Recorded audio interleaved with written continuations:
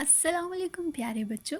कैसे हैं आप सब? उम्मीद करती हूँ कि आप बिल्कुल ठीक होंगे और बहुत मज़े कर रहे होंगे। चलें तो आज की कहानी शुरू करते हैं। आज मैं आपको सुनाऊंगी एक रिंगा भालू और शहद की मक्खियों की कहानी।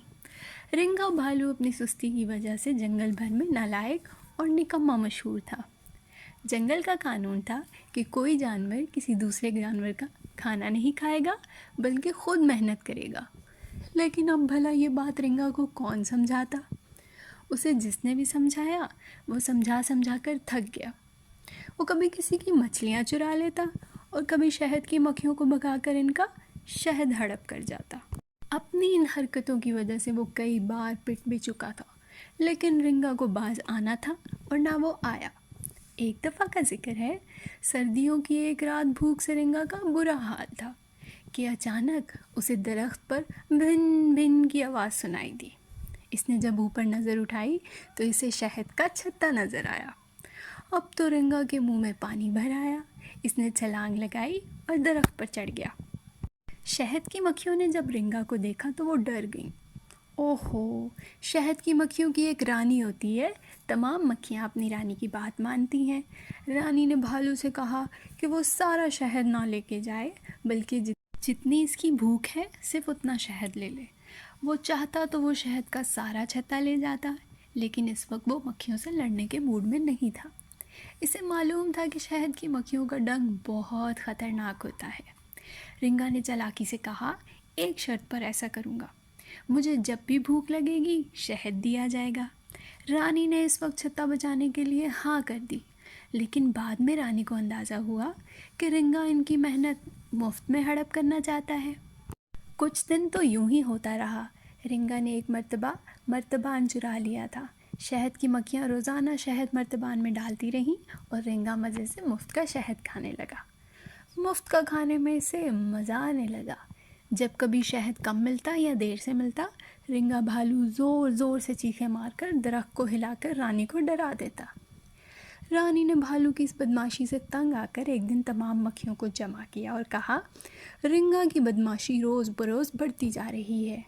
वो हमसे ज़बरदस्ती खाना ले जाता है और ख़ुद सारा दिन काहिलों की तरह पड़ा रहता है। जो जानवर ऐसा करता है वो जंगल वालों के लिए एक अच्छा जानवर नहीं होता।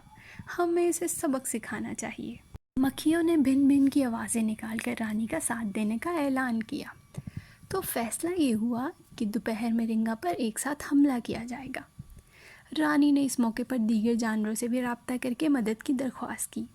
बंदर भी रिंगा से बहुत तंग थे, क्योंकि वो इनके केले खा जाता था।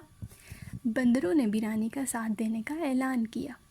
दोपहर के वक्त रिंगा शहद मिलने का इंतज़ार कर रहा था, लेकिन अब तक एक मक्खी भी शहद लेकर नहीं आई। इसे गुस्सा आने लगा। रिंगा गुस्से से चीखा जैसे आज वो दरख्त ही गिरा देगा। अचानक उसे एक मक्खी आती दिखाई दी। रिंगा इसे बुरा भला कहने लगा। मैं तुम सबको रानी समेत मार डालूंगा। रिंगा, अब बहुत हो चुका, तुम्हें इस बदमाशी से बाज आना होगा। रानी की आवाज़ आई। तुम्हारी ये जुर्रत कि तुम मुझे समझाओ? मैं तुम्हें अभी बताता हूँ। कहाँ हो तुम? सामने आओ डरपोक रानी। अभी इसने यही कहा था कि इसे बहुत सारी शहद की मक्खियों का शोर सुनाई दिया। उफ़, ये क्या करने लगे हैं?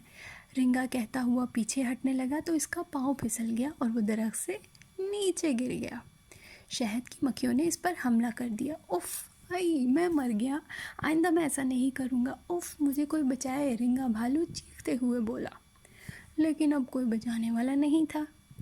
दूसरी तरफ बंदरों ने भी नारियल तोड़ तोड़ कर मारना शुरू कर दिए।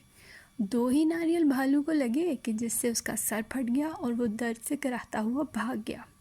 ऐसा ऐसा भागा कि फिर कभी किसी को नज़र ही नहीं आया। पता नहीं वो कहाँ गया। कोई कहता है कि इसके सर से खून बहने की वजह से वो मर गया। कोई कहता है कि वो पहाड़ों में रहने लगा। लेकिन हकीकत क्या है आज तक किसी को मालूम नहीं। लेकिन जो अच्छी बात ये हुई कि मक्खियों की इससे जान छूट गई। तो प्यारे बच्चों, कैसी लगी आज की कहानी आपको?